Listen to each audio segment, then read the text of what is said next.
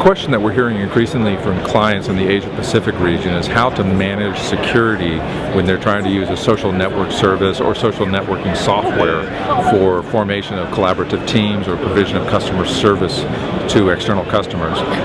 This is a critical issue. Social network services have become extremely popular.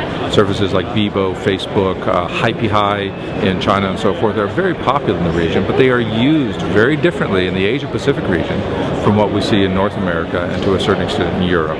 There's a much larger concern for privacy, and as a result we see individuals using much more frequent use of artificial identities and not providing their own photographs, not providing their own names and personal details, and only their friends who they know in real time know who those artificial identities are. They can converse that way. In a corporate setting, this causes some very interesting issues, because if I as a corporation want to use social software in some fashion, if I want to use it internally, I don't want to take advantage of a public service, because again, I'm exposing my corporate IP, my corporate staff identities into a public environment, so I pull it in-house.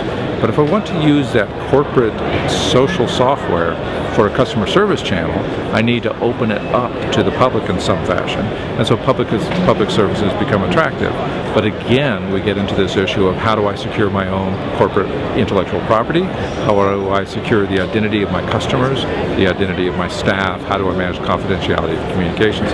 These are pressing issues, and many of the corporate clients that we deal with in the Asia-Pacific region are looking at how they could take advantage of these services and take advantage of the software without creating huge risks for themselves.